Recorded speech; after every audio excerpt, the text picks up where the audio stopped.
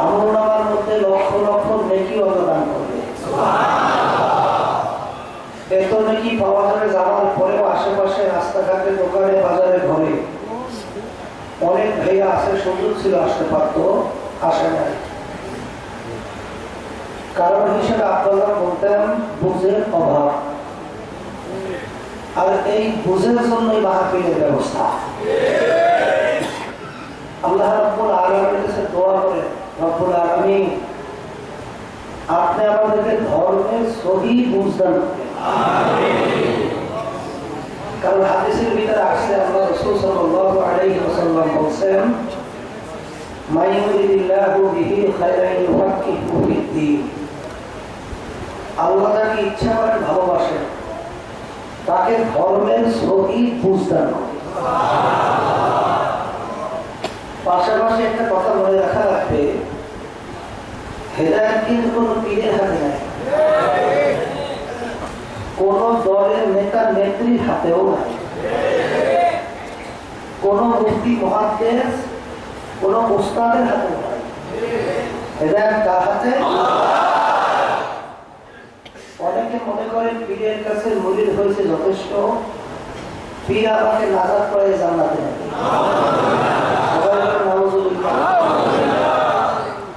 কিন্তু দূরের কথা, পীরের বাবারও ক্ষমতা নাই কাউকে নাজাত করে জান্নাতে নেওয়া। পীর কাকে বলে বোঝা লাগবে। পীর একটা ফার্সি শব্দ, আরবিতে বলে মুর্শিদ, বাংলায় পথ প্রদর্শক। যেটা কি পথ দেখাই দেবে তাকে বলা হয় পীর। ওই পথে চলা বা না চলার দায়িত্ব আপনার এবং আমার, আর মানুষের মাকসুদে পৌঁছে যাওয়ার মালিক হলো আল্লাহ। এখন পীর যে পথ দেখাবে, নিজের মন করার কোন পথ দেখাতে পারবে?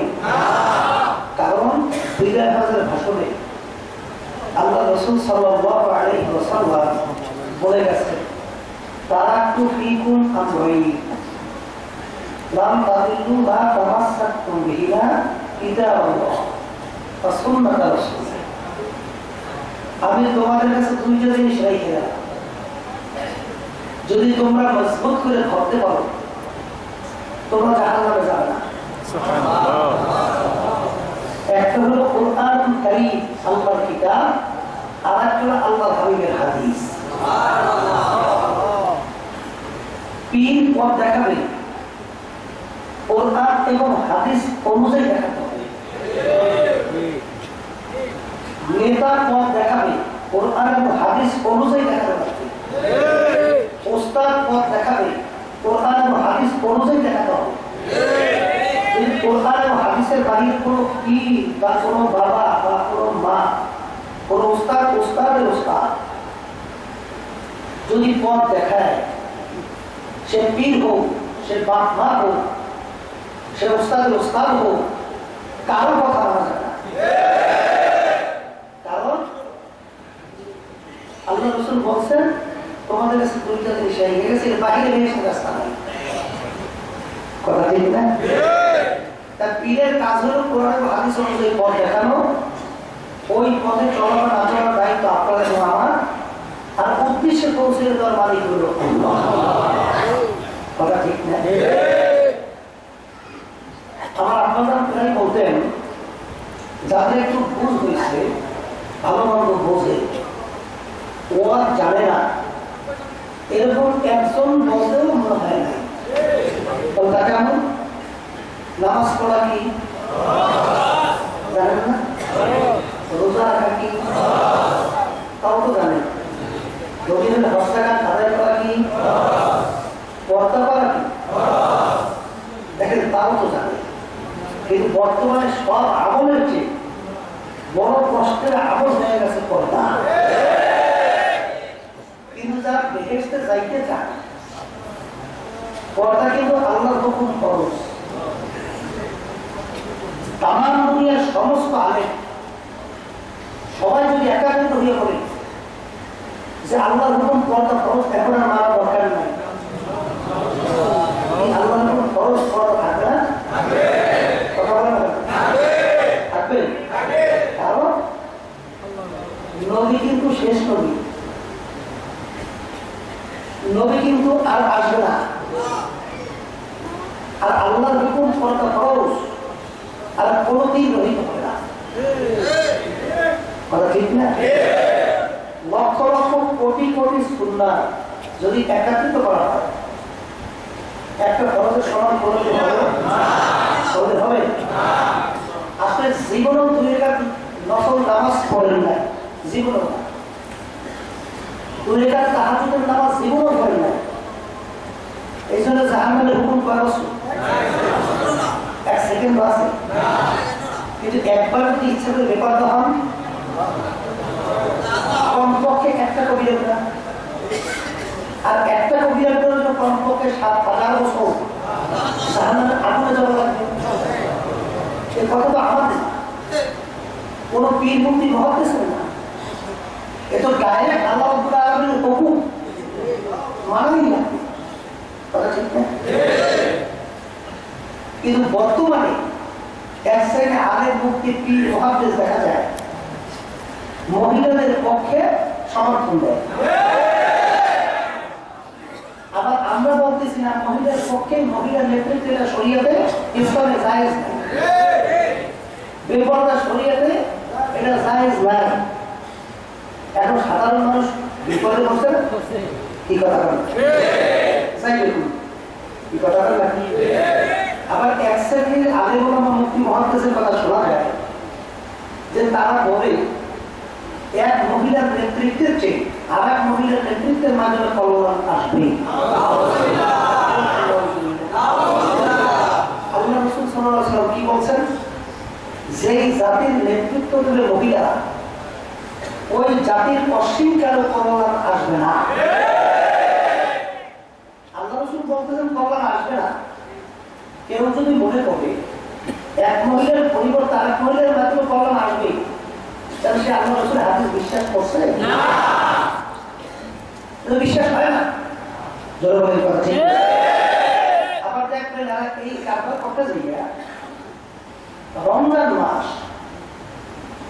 কথা ঠিক না, বিপদের মহিলাকে মাঝখানে বসাই না, পানি দিয়ে সুন্দর করে বাঁধি দাও, বিপদ অবস্থায় ইফতার করি।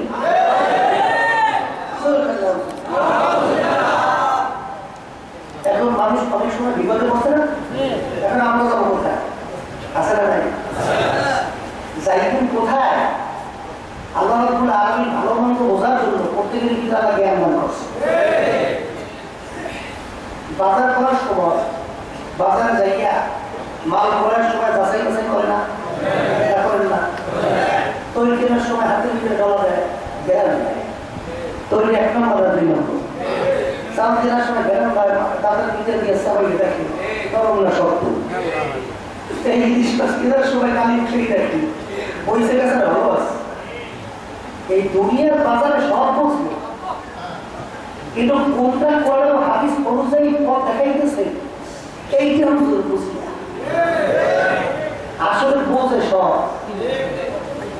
কিন্তু মনে মনে কয় যে আমার দোষটা কি, অমুক আলেম হে কি কম বোঝে নাকি?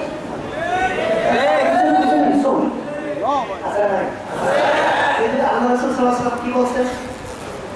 আল্লাহর বান্দা তার কলিজার টুকরা সন্তান ফাতেমা রাদিয়াল্লাহু তাআলা আনহা, তাকে আল্লাহ রাব্বুল দুনিয়া থাকা অবস্থায় ইঙ্গিত করে বলছিলেন, ইয়া ফাতেমা তারফিজি নাফসাকা মিনান নার, হে ফাতেমা দুনিয়া থাকা অবস্থায় নিজে আমল করো, জাহান্নামের আগুন থেকে বাঁচো।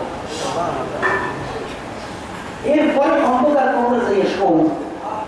ফাতেমা যদি কবর এই পরিচয় দাও, আমি আখিরি সমাদার নবীর মেয়ে, ও ফাতেমা এই পরিচয় কবরে কিন্তু কোনো কাজ হবে না। আল্লাহ রাসূল যদি তার মেয়ের ব্যাপারে কবরে কোনো নাজাতের গ্যারান্টি দিতে না পারে, এমন কোন পীর আছে, এমন কোন দল আছে, দলের নেতা আছে যে আপনাকে আমাকে নাজাত করে জান্নাতের গ্যারান্টি দিতে পারবে? পারবে? তাই যদি নাই পারে, ব্যাপারটা কিন্তু চিন্তার বিষয়। কারণ আপনার কবরে যাবেন আপনি, আমার কবরে যাবেন আমি, আপনার কবরের প্রশ্ন উত্তর দেবেন আপনি, আমার কবরের প্রশ্ন উত্তর দেব আমি। আমার কবরের প্রশ্ন উত্তর আমার পীর দিতে পারে না, আমার কবরের প্রশ্ন উত্তর আমার দলের নেতা নেত্রী দিতে পারে না, আমার কবরের প্রশ্ন উত্তর আমাকে ঠিক কিনা? আমি আপনাদের সামনে কোরআন কারীমে আয়াত তেলাওয়াত করেছি। আয়াতের ভিতরে আল্লাহ কি বলছেন? বেহেশতে কারা যাবে পরিচয় দিয়েছে, কথা ঠিক না?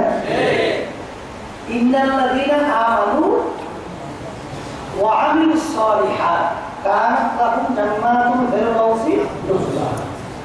ঈমান আনার পরে কি আনার পরে? ঈমান আনার পরে যারা আমলে সালেহ করতে পারবে আল্লাহ বলতেছেন আমি তাদের জন্য ফেরদাউস বেহেশত সাজিয়েছি। সুবহানাল্লাহ।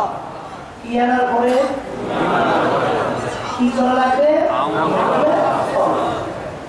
এখন ঈমান আগে থাকা লাগবে, তারপর আমলে সালেহ মানে ভালো কাজ করা লাগবে। আমলে সালেহ মানে ভালো কাজ। এখন ঈমান ঠিক আছে কিনা আগে দেখা যাক। কলেমা পড়লেই কিন্তু ঈমানদার হয় না, নামাজ পড়লেই কিন্তু ঈমানদার হয় না। কারণ আল্লাহ রাব্বুল আলামিন বলেন ফাওয়াইদুল লিল মুসাল্লিন, মুসল্লির জন্য ধ্বংস, তার জন্য ওয়াইল দুজো। আল্লাহ রাসূল সাল্লাল্লাহু আলাইহি ওয়াসাল্লাম বলেন অনেক মুসল্লি নামাজ পড়ে তার ভিতরে ঈমান নাই। ঈমান নাই, তাহলে নামাজ পড়ে তার ভিতরে ঈমান নাই। ব্যাপারটা সিঙ্গেল বিষয় না, দরবারে কথা ঠিক কি? তাহলে দেখেন ঈমান ঠিক আছে কিনা। আর ঈমান থাকা লাগবে, তারপর ভালো কাজ করা লাগবে, কথা ঠিক আছে? ঈমান একটা আদি শব্দ, বাংলা অর্থ হলো বিশ্বাস। এই বিশ্বাস হওয়ার তিন জিনিসের নাম, কয় জিনিস? ওয়াজ থেকে বেশি মনে রাখবে না। বিশ্বাস কয় জিনিসের নাম? এক নম্বর মুখস্থ করে, মুখে স্বীকার করা লাগবে আল্লাহ কয়জন, হুবাহু ওই যে অন্তর বিশ্বাস করা লাগবে, অর্থাৎ মুখ অন্তর। তিন নম্বর ওই যে কাজের দ্বারা প্রমাণ করে দেখা লাগবে, মুখে বলছে আল্লাহ এক, অন্তরেও আল্লাহ এক, কাজেও আল্লাহ এক। এই তিনটে যখন এক হবে, যে এইটা পুরোপুরি মানবে বা বাস্তবায়ন করবে, তাকে বলা হবে ঈমানদার। তাকে বলা হবে কি? তাই সমস্ত ক্ষমতার মালিককে আল্লাহ, এটা মুখে বলছে, অন্তরে আল্লাহ, মুখে বলছে ক্ষমতার মালিক আল্লাহ, অন্তরে বলছে ক্ষমতার মালিক আল্লাহ, কাজে তার প্রমাণ করে দেখে ক্ষমতার মালিক আল্লাহ। এখন আসে বাংলাদেশে প্রায় ৯৯% মতো মুসলমান। এই বাংলাদেশের ভিতরে বর্তমানে চলছে প্রচলিত গণতন্ত্র। যেই প্রচলিত গণতন্ত্রের প্রবক্তা হল আমেরিকার আব্রাহাম লিঙ্কন খ্রিস্টান। সে এই প্রচলিত গণতন্ত্রের থিওরি দিছে government of the people, by the people, for the people. এক কথায় তিনি বোঝাতে চাইছেন সমস্ত ক্ষমতার মালিক জনগণ। এই দুনিয়ামুখী যে রাজনীতি দলগুলো আছে বাংলাদেশের মধ্যে, তারা কিন্তু এই প্রচলিত গণতন্ত্র লালন পালন করে এইটা প্রতিষ্ঠার জন্য চেষ্টা করে। সমস্ত ক্ষমতার মালিক জনগণ। ও নামাজি, ও পীর মুফতি মুহাদ্দিস আমার বাবা, ও পরে বাবা মুসলমান আমার বাবা, ও ইমাম আমার বাবা, বলেন তো যদি এই কথা কেউ স্বীকার করে সমস্ত ক্ষমতার মালিক জনগণ, ঈমান আছে? ঈমান যদি না থাকে আপনার নামাজে কি কাজ হবে? হজ কি কাজ হবে? এই দান সপ্তাহ কি কাজে রাখবে? অন্যান্য সাধারণত তাহাজ্জুদ কি কাজে রাখবে? কোনো কাজে রাখবে? ও মুসল্লি, পাতিলের তলে কিন্তু ছিল, যত পানি পাতিলে রাখবে এক ফোঁটা পানিও কিন্তু পাতিলে জমবে। আর পাতিলের তলি যদি ভালো থাকে, তল যদি ভালো থাকে, এক ফোঁটা পানি রাখবেন, এক ফোঁটা পানি পাতিলে জমবে। আর ঈমান থাকবে, নামাজ কাজে রাখবে, রোজা কাজে রাখবে, হজ কাজে রাখবে, যাকাত কাজে রাখবে, দান সদকা কাজে রাখবে, সমস্ত জিকির কাজে রাখবে, সমস্ত আমল কাজে রাখবে। ঈমান নাই, কোনো আমল কাজে রাখবে না। যারা ঈমানদার তাদের বলতে হবে ফরদা আল্লাহ আফদা আল্লাহ বাইদা আল্লাহ, সমস্ত ক্ষমতার মালিক কে? এখন যারা নাকি সমস্ত ক্ষমতার মালিক জনগণ এইটা প্রতিষ্ঠার জন্য সহযোগিতা করে, তাদের অবস্থা কি একই হুকুম না ভিন্ন? কত টেনশন করিয়েন না, তারা তো চিন্তাও করিয়েন না। আল্লাহু সামাদ, আমার বাবা কিন্তু আগেই জানাই রাখছেন, আমি বের রিয়াজ বের তামাম দুনিয়ার সমস্ত মানুষ যদি আমার যুদ্ধাচারণ করে এটা আমার কিছু আসে যায় না। এক হাদিসের ভিতরে রাসূলুল্লাহ সাল্লাল্লাহু আলাইহি ওয়াসাল্লাম বলেছেন, 1000 লোকের মধ্যে কত লোক? 999 জন লোক জাহান্নামী। কতজন? মনে মনে কলাখানা হাঁসের পোস্ত রুটি পিঠে খায়, মাওলা কিন্তু অত ঠেকা নাই, অত চিন্তা করেন না। পুরা ইমানদার হওয়া লাগবে, তারপর আমরা সবাই করা লাগবে, তাহলে ভেস থেকে পারবে। জোর করে ভেস দেওয়ার কোনো রাস্তা নেই। কে ভাষা হইল, কে খুশি হইল, কোনো তো আমার দরকার নেই। তার নমুনা দেখাই গেছেন আমার আপনাদের এটা ভেজাল হয়েছে। স্ত্রী ছেলে সন্তান বাবা অবস্থা কোনো বড়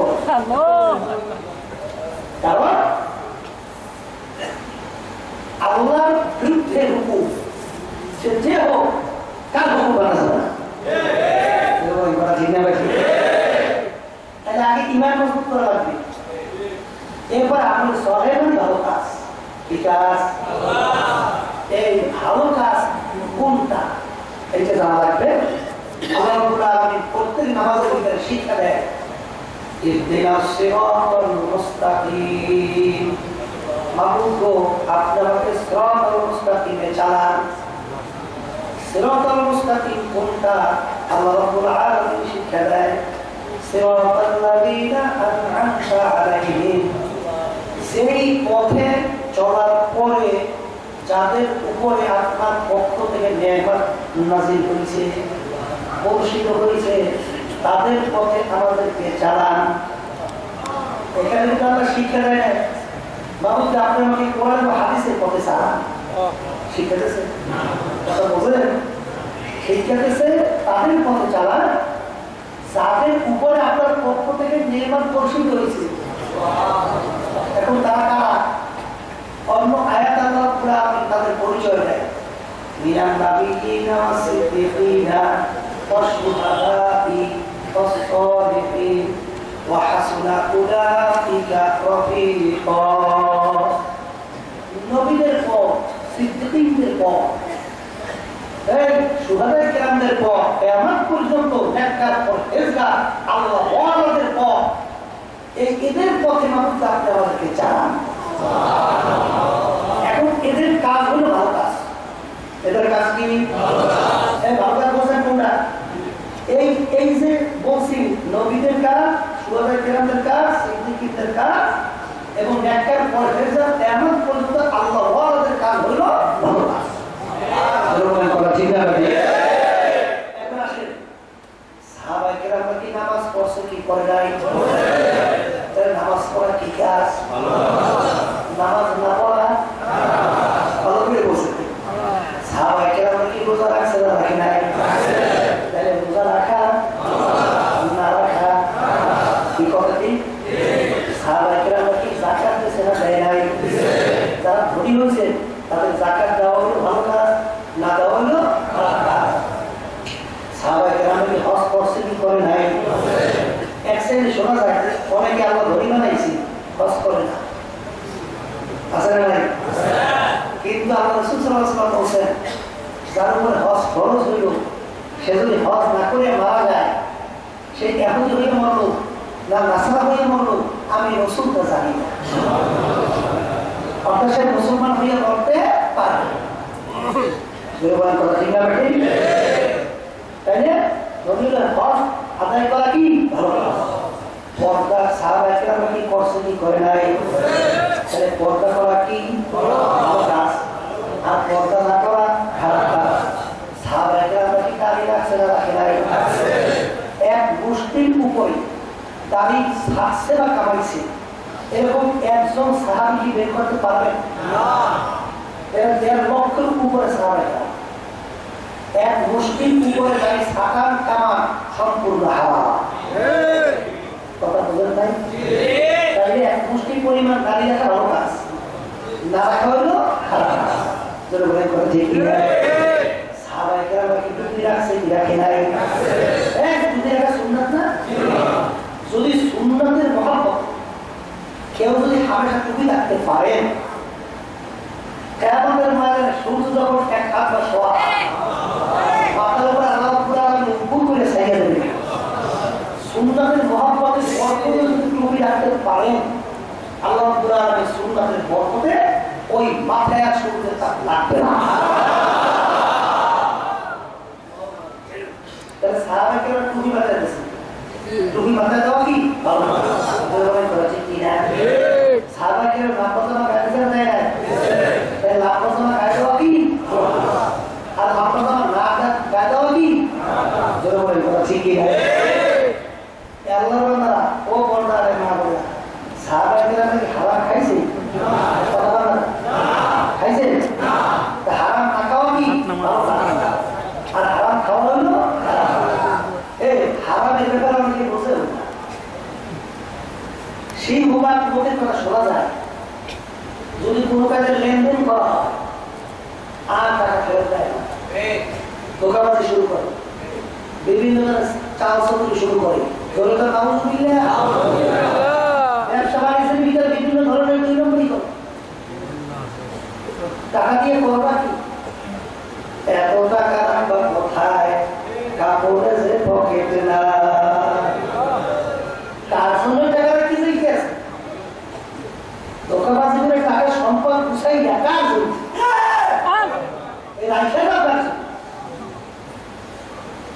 তোমাকে তো 3টে কাপড় দিয়ে প্যাঁচ দেবে, সেই কাপড় তো পকেট না, তার জন্য হারামকে হারাম বলে না, ঘুষকে ঘুষ বলে না, সুদকে সুদ বলে না, পরের মাল ঠকাইয়া নিজের মাল বাড়াইতে ভুল করে না, নাউযুবিল্লাহ। সরকারি মাল লুটপাট করতে ভুল করে না, জোরে নাউযুবিল্লাহ।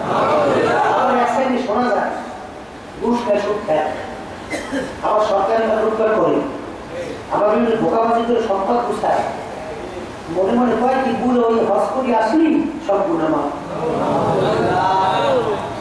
এগুলো এক শ্রেণী আছে না? জোরে নাউযুবিল্লাহ, নাউযুবিল্লাহ। আপনি 100 বার হজ করতে পারেন, সারা রাত দাঁড়িয়ে নামাজ পড়তে পারেন। আল্লাহ রাসূল সাল্লাল্লাহু আলাইহি ওয়াসাল্লাম বলেছেন, যেই হারাম মালের দ্বারা রক্ত এবং গোশত তৈরি হবে তার জায়গা জাহান্নাম ছাড়া হবে না।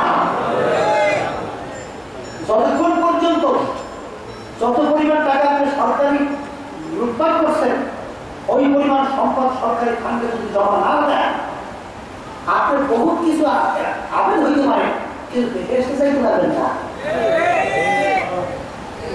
ওই পরিমাণ মাল সরকারি ফান্ডে জমা দিতে হবে, যাকে ধোঁকাবাজি দিয়ে সম্পদ বুঝাইছে তাকে ফেরত দিতে হবে। না দেওয়া পর্যন্ত আপনার কোন ইবাদত করবেন কিন্তু কাজে লাগবে। আসলে আমরা মুসলমান দাবি করি, সাহাবায়ে কেরামরা আমল দেখেন, আবু বকর সিদ্দিক রাদিয়াল্লাহু তাআলা আনহু তিনি কে? দুনিয়ার ভিতরে যত মানুষ আসছিল, আছে, আসবে, নবীদের পরই সর্বশ্রেষ্ঠ যার সম্মান মানুষের ভিতরে তার খাত হলো আবু বকর সিদ্দিক রাদিয়াল্লাহু তাআলা। এবার এত বড় সম্মানিত কথা ঠিক না? এই আবু বকর সিদ্দিক রাদিয়াল্লাহু তাআলা দেখেন, তার গোলাম ছিল, আজাদ করে দিয়ে বলছিল, গোলাম তুমি আজাদ, যদি কিছু খাদ্য আমার জন্য নিয়ে আসতে বলে নিয়ে আসো। মাঝে মাঝে খাদ্য নিয়ে আসে, জিজ্ঞাসা করে কিভাবে কামাই করছো, হুজুর এইভাবে এইভাবে। যখন হালাল থাকতেন খাইতে, দেখেন গোলাম সবসময় হালাল উপায় নিয়ে আসে।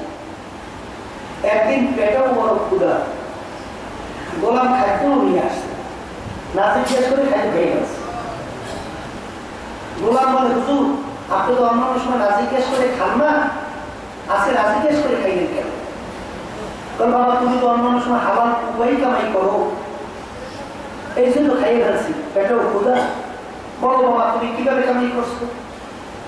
হুজুর আমি যখন কাফের ছিলাম, জাদুবিদ্যার মাধ্যমে একটা লোকের তদবির করছিলাম, সেই লোকটা ভালো হয়ে গেছে, সেই লোকটার সঙ্গে এখন আমার দেখা, তাই সেই লোকটা যে ভালো হয়েছে, ওই ভালো হওয়ার বিনিময়ে আমাকে এই খাদ্য দিয়েছে। তখন হুজুর বলছেন ইন্নালিল্লাহ, বাবা হারাম মানে জাদুবিদ্যার মাধ্যমে তদবির করার পরে যে কামাই সম্পূর্ণ হারাম। তুমি তো আমাকে হারাম খাওয়াইছো। এই কথা বললেই গলায় আগুন দেওয়া শুরু করছে, খাদ্য বের করবে না জানে শরীর থেকে অপরাধ আছে, কথা বল না আছে কোনো অপরাধ তো না জানে। এরপরে খাইয়ে ফেলছে, এখন যত গলায় আগুন দেয় খাদ্য তো বের হয় না, চেহারা বিকল হয়ে গেছে। লোকেরা বলে হুজুর আপনি তো নাচের না খেয়ে আল্লাহ মাফ করে দেবে, আপনি এরকম অস্থির হয়েছেন কেন? বলে বাবা আল্লাহ রাসূল সাল্লাল্লাহু আলাইহি ওয়াসাল্লাম বলেছেন যে হারাম মালে তার রক্ত এবং গোশত তৈরি হবে, তার জায়গা জাহান্নাম ছাড়া হবে না।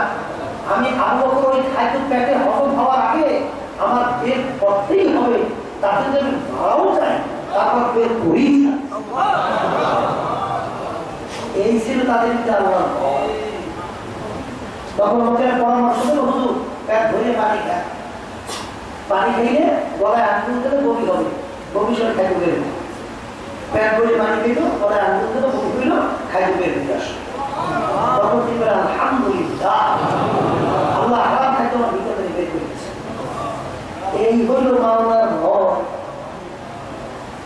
আর হারাম ধোকাবাজি করিয়া সুদ খাইয়া ঘুষ খাইয়া সরকারি লুটপাট করে খাইয়া ক্ষমতা দল করিয়া জুলুম করিয়া চাঁদাবাজি করিয়া টাকা পয়সা গুছাই হজ করতে যায়,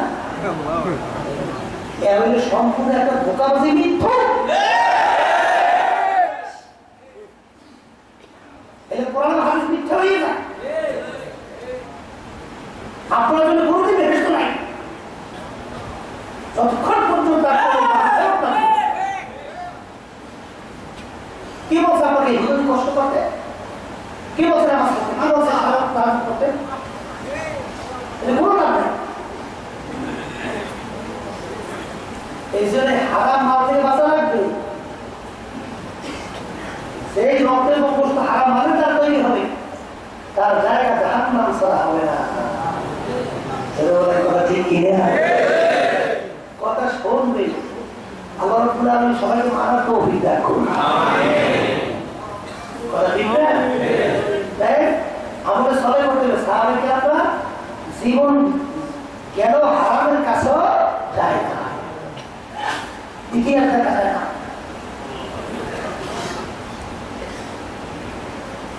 সাহাবায়ে কেরাম হারাম খায় নাই, হারাম না খাওয়া ভালো কাজ, হারাম খাওয়া খারাপ কাজ।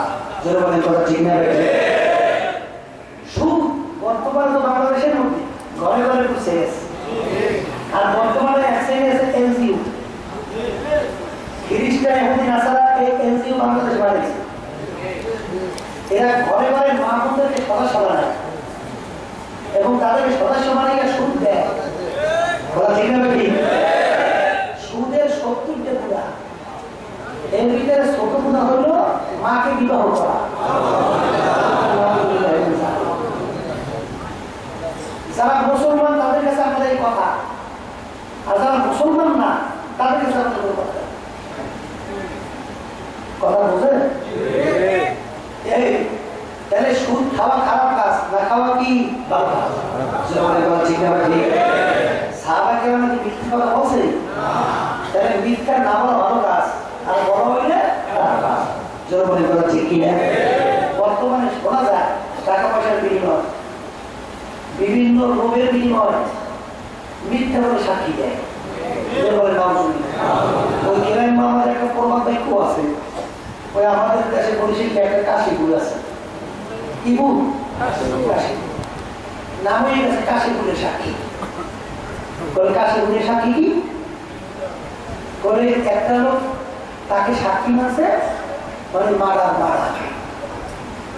আছে না, মানে মারিয়ে বলেছে সাক্ষী মানছে।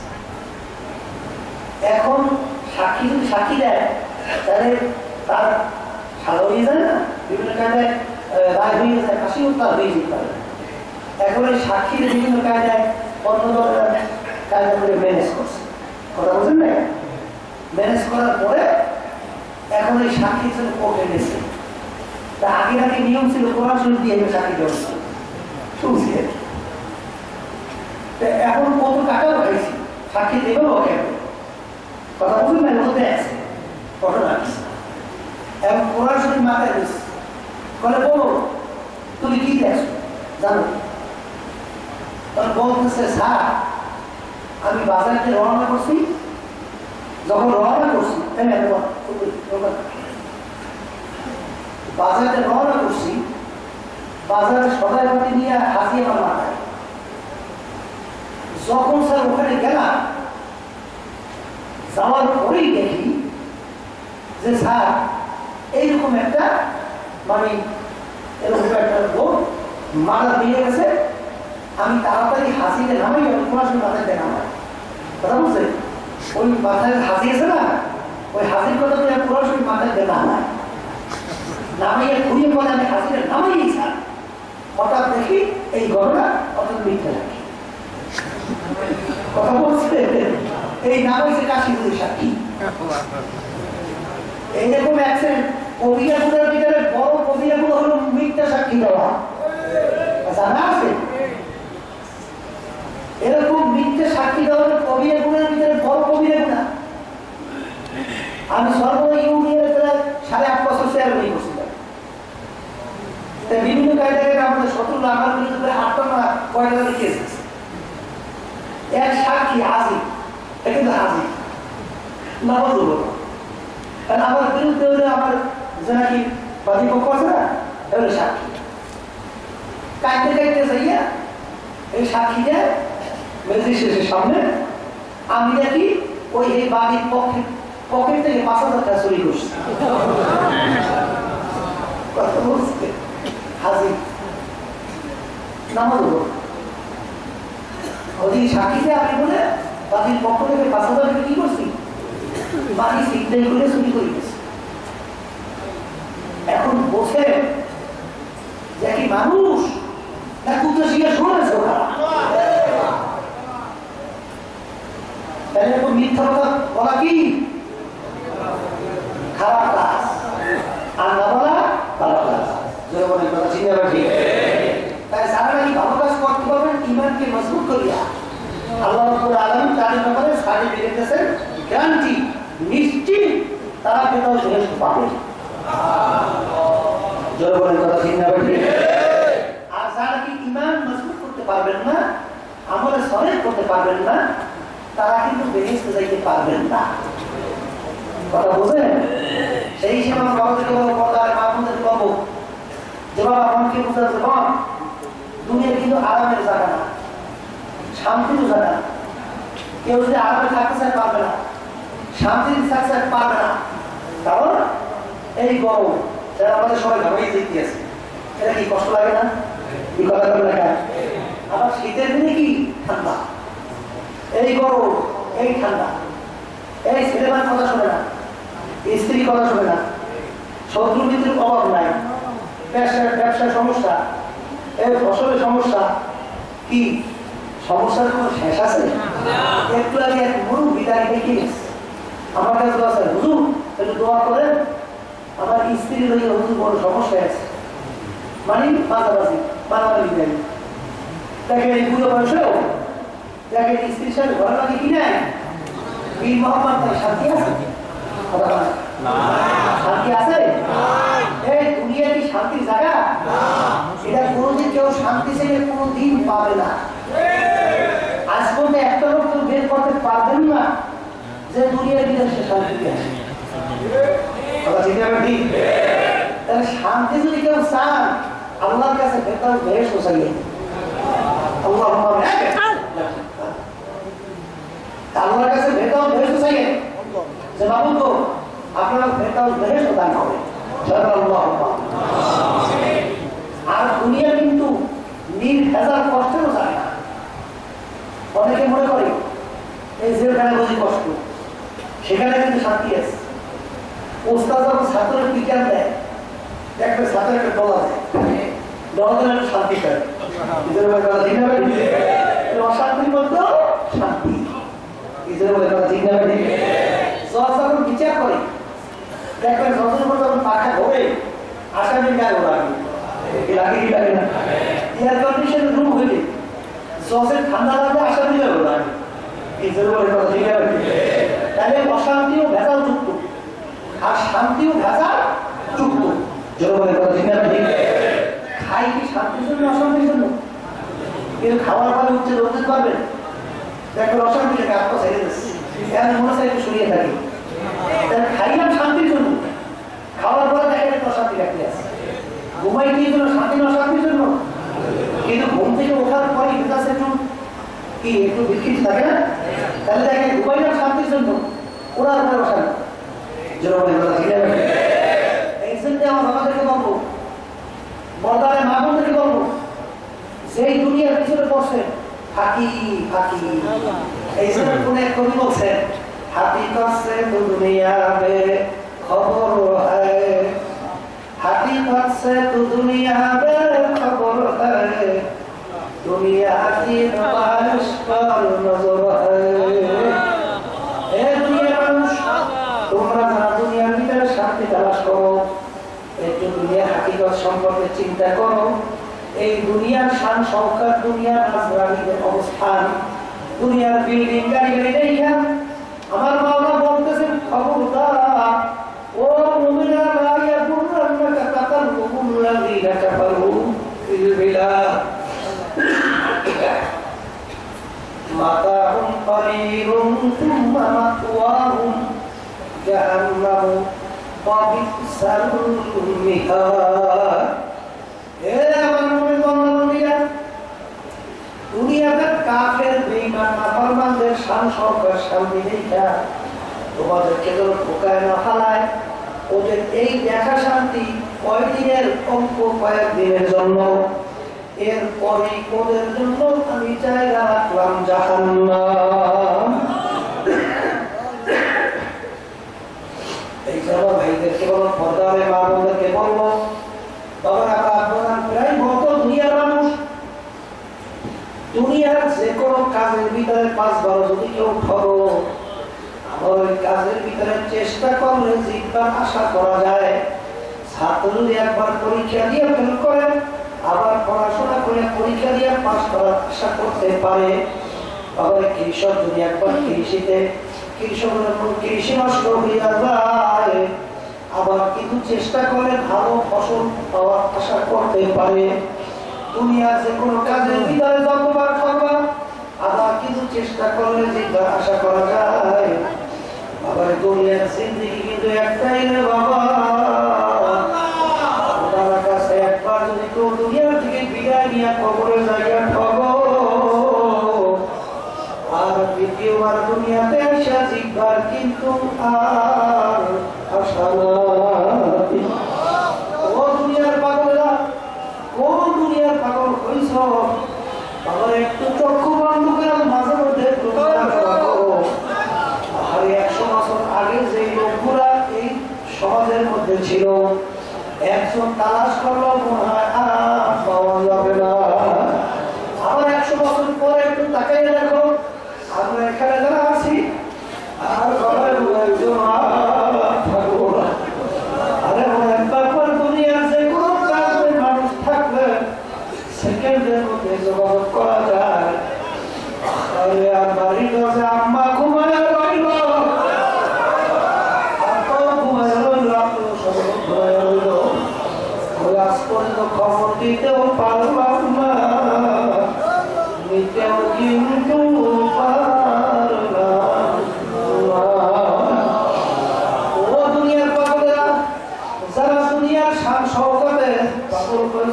টাকা পয়সা দুনিয়ার বিল্ডিং গাড়ি বাড়ির জন্য পাগল হয়েছ বাবারে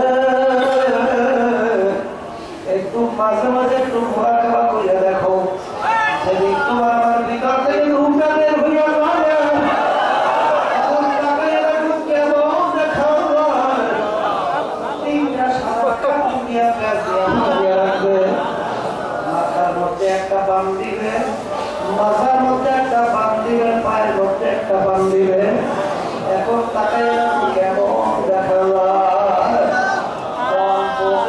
না বুঝু এই ঘটনা কিন্তু একদিন ঘটবে এখন মন কিন্তু মাথার বান্ধে বোঝা গেল আর কোন মাথা শক্তি মাথার বান্ধে বোঝা গেল আর কোন উঠে বসার শক্তি পায়ের বান্ধে বোঝা গেল আর কোন হেঁটে চলার শক্তি سوف ترى إذ انكشف الغبار أفرس تحت رجلك آم حمار ও ভূমি আমার বাবারা ও তিন মূর্তি মহাদেশ আমার বাবারা ও বংশ ভালো আমার বাবারা ও সুন্দরী আমার বাবারা ও ধনী আমার ও ক্ষমতা সম্পন্ন আমার বাবারা একটু মাঝে মধ্যে একটু বলা করো আজকে তুমি আমি পরিচয় দেই আমি পীর কেউ পরিচয় দেয় আমি মুফতি কেউ পরিচয় দেয় আমি ইমাম আমি অমুক তমুক সমুক আমি অমুক বংশের লোক আমি অমুক সভাপতি সেক্রেটারি আমি অমুক ধনী আমি অমুক বড় ব্যবসায়ী এই পরিচয় কয়দিন যে কয়দিন চক্ষু খোলা থাকবে সেই কয়দিন এই পরিচয় থাকবে যখন চিরতরে চক্ষু বন্ধ হয়ে যাবে কোথায় যাবে পীরগিরি কোথায় যাবে ভক্তিগিরি কোথায় যাবে ইমামগিরি কোথায় যাবে ধনীগিরি কোথায় যাবে বর্ণিয়াগিরি আল্লাহু আল্লাহ আমার আব্বা রাহমাতুল্লাহ আলাইহি বাবা ঢাকায় দলের সরকার থাকে দলের সরকারের কত ক্ষমতা দলের লোকদেরকে মারে লাথি মারে বিভিন্ন শাস্তি দেয় এই ক্ষমতা কোন পর্যন্ত পুলিশের হাতে অ্যারেস্ট হওয়ার আগ পর্যন্ত যখন পুলিশের হাতে অ্যারেস্ট হয়ে যাবে যখন পুলিশ ধরে লাথি মারবে পালাইয়া দেবে তখন ধরিয়া ব্যাটের বাড়ির চলে তাকে পালাইবে তখন কোন সারগিরি ওর মেয়াগিরি ওর সরকারগিরি সব মাটির সঙ্গে বিলীন হয়ে যাবে আজকে চক্ষুগুলো দুনিয়ার পরিচয় দেয় পীর কেউ মুক্তি কেউ ইমাম কেউ বর্ণিয়া কেউ বংশের লোক কেউ সভাপতি সেক্রেটারি এই পরিচয় করে চক্ষু খোলা থাকা পর্যন্ত যখন চিরতরে চক্ষু বন্ধ হইয়া যাবে যখন তোমার আমার সামনে থেকে হায়াতের বেড়াটা উঠে যাবে তখন দেখা যাবে খোদা নাকাস্তা তুমি পীর না মুফতি না মুহাদ্দিস নাকি তার খোদা নাকাস্তা একজন জাহান্নামের কয়েদি আমার আসলে তোমার আমার চিন্তাও নাই চেষ্টাও নাই এই জন্য আপনাদের রহমাতুল্লাহ আলাইহি বলতেন বাবা সেই মামলার তদবির নাই সেই মামলারও কিন্তু খালাস না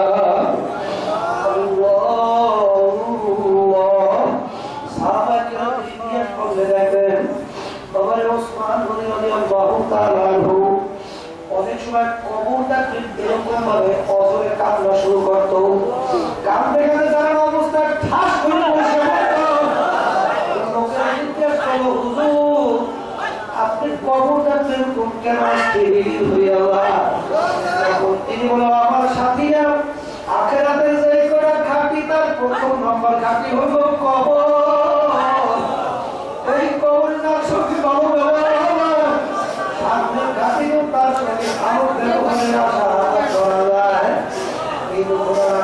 ঘাটিতে তার সঙ্গে খারাপ ব্যবহার হবে, সামনের ঘাটিতে ভালো ব্যবহারের আশা করা যায় না। এই জন্য খবরটাকে সহ্য করতে পারি না। এই মামলা করতে ওই মামলা